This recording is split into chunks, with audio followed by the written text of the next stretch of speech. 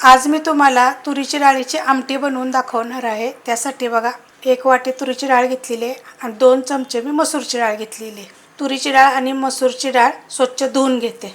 डाळ स्वच्छ धुवून घेतलेली आहे। त्याच्यामध्ये आता आपण पाणी काढून घेऊया।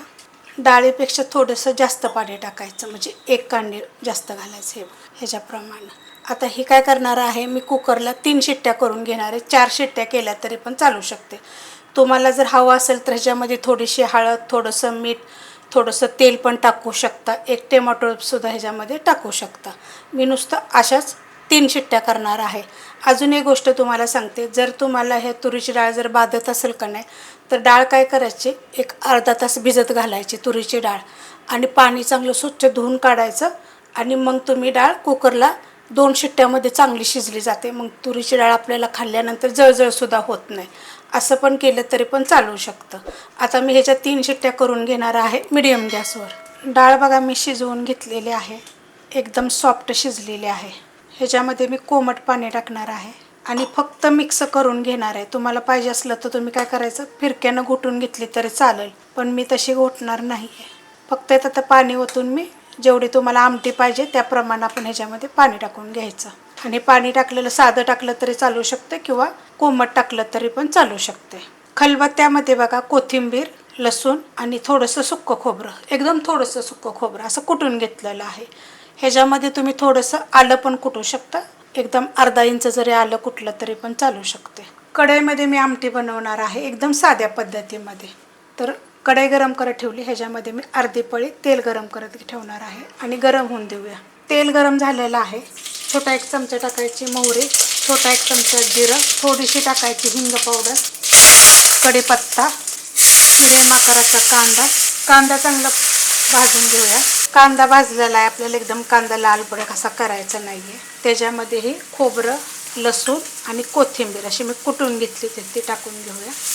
लसणाची 1 गड्डी आहे, चांगलं परतून घ्यायचं, त्याचा कच्चापणा गेला पाहिजे। मस्त असं बघा हे भाजलं गेलेलं आहे। ह्याच्यामध्ये टाकणार आहे थोडीशी हळद, परतून घ्यायचं आणि ह्याच्यामध्ये 1 मीडियम आकाराचं टोमॅटो, तर डाळ शिजताना पण तुम्ही टाकू शकता। त्यात टाकणार आहे चवीप्रमाणे मीठ आणि ह्याला काय करणार, 1 मिनिटभर मीडियम गॅसवर परतून घेणार आहे। मस्त परतून घेतलेलं आहे। आता ह्याच्यात टाकायचं कांदा लसूण मसाला आणि मिक्स करून घ्यायचं। कांदा लसूण मसाला टाकल्यानंतर फक्त मिक्स केलेला आहे। जर तुम्ही कुठली मिरची पावडर जर वापरत असाल का नाही, मग थोडंसं जिरे धने पावडर, गरम मसाला पावडर हे सगळं टाकायचं। आता ह्याच्यामध्ये हे आपण डाळीमध्ये नुसतं पाणी टाकून घेतलं होतं, कोमट पाणी। असं फोडणी टाकल्यानंतर थोडंसं मग तुम्ही ह्याच्यावर झाकण पण टाकू शकता, ठेवू शकतो लगेचच। पण मिक्स करून घेते चांगलं। राहिलेली डाळ पण मी ह्याच्यामध्ये काढून घेतलेली आहे, कोमट पाणी टाकलेलं आहे। हलवून घेते। आता तुम्हाला किती पाहिजे आमटी त्याप्रमाणे ह्याच्यामध्ये पाणी टाकायचं। वरून थोडीशी आता ही कोथिंबीर टाकलेली, मोठे मोठे कापलेले आहे। खूप छान लागते एकदम साध्या पद्धतीमध्ये। आता ह्याला आपण उकळून घेऊया। डाळ बघा मस्त अशी उकळलेली आहे, एवढी पातळ झालेली आहे बघा। अजून जरी पातळ जरी केली तरी पण चालेल, पण हे अशा पद्धतीत केले की नाही की खूप छान लागते। आणि ह्याला फिरक्यानं घोटली तरी पण चालते बरं का, पण मी नाही घोटलेली, अशीच भाताबरोबर साधा भात, जिरा भात ह्याच्याबरोबर खूप छान लागते। वरण जरी केलं तर सेम पद्धतीत, आता हे बाकीचं साहित्य टाकायचे नाही गरज, म्हणजे जसे कांदा लसूण मसाला वगैरे टाकायचाच नाही। फोडणीचं वरण जरी केलं तरी पण खूप छान लागतं।